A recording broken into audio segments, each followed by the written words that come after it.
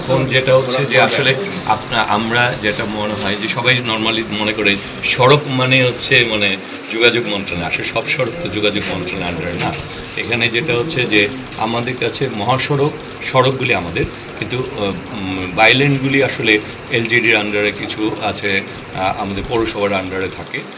যে আমাদের যেটুকু সেটুকু আমরা চেষ্টা করছি, আর বাকিগুলি যেগুলি আপনারা মাননীয় সংসদ সদস্যদের সাথে যোগাযোগ করলে দেখবেন উনি হয়তো বা এই ব্যাপারে পদক্ষেপ নিচ্ছেন।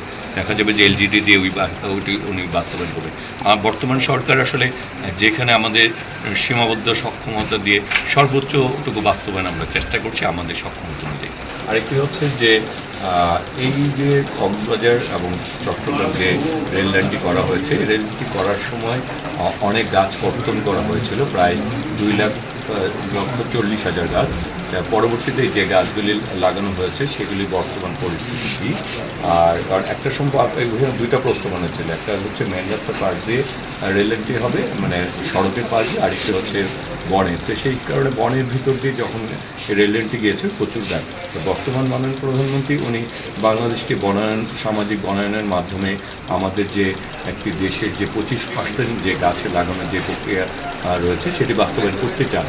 সে কারণে এখানে আমরা এসেছি রেলের ঊর্ধ্বতন কর্তৃপক্ষ, বন বিভাগের কর্মকর্তা এবং সাংবাদিক অনেক টিম নিয়ে, যাতে যে গাছগুলি লাগানো হয়েছে বর্তমান সেই গাছগুলি বর্তমান কন্ডিশন কী এবং এখানে আরও বনায়ন করার প্রয়োজন কিনা। আমরা যদি সেই বনায়নটা করি সেটা সামাজিক বনায়ন করতে চাই, সেখানে আমরা রেল, বন বিভাগের কর্মকর্তা, স্থানীয় সংসদ সদস্য এবং আমরা বিভিন্ন প্রতিষ্ঠানের সামাজিক প্রতিষ্ঠান রয়েছে সবাইকে সম্পৃক্ত করি, সেটাই সরজন্য এসেছি। এছাড়া আমাদের একটা সময় আমরা চাই সোলার মানে রেলে সোলার প্ল্যান্ট করার জন্য রেলের যে স্টেশনগুলি রয়েছে, আর আমরা এখানে কক্সবাজারে আরেকটা ট্রেন দিতে চাচ্ছি, আমরা ট্রেন দিতে চাচ্ছি মহানগর এক্সপ্রেস, হ্যাঁ, যেটার মাধ্যমে আরও যাত্রী সেবা বাড়বে। সেক্ষেত্রে তখন প্রায় এখন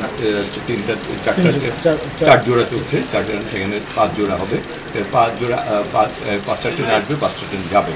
তার মানে আস্তে আস্তে আমরা চাচ্ছি যে কক্সবাজারে আমরা আরও বেশি ট্রেনের মাধ্যমে আমরা লোকোমোটিভ এবং ক্যারেজ সংগ্রহের মাধ্যমে এটা দিলে যাতে আরও বেশি পর্যটন কেন্দ্র আরও জনপ্রিয়তা অর্জন করতে পারে, মানুষ আরও বেশি যোগাযোগ ব্যবস্থা সহজলভ্য হয় এবং যোগাযোগটা সুন্দর ও মসৃণ হয়। সেই কাজগুলিও আমাদের এই আশার পিছনে রয়েছে।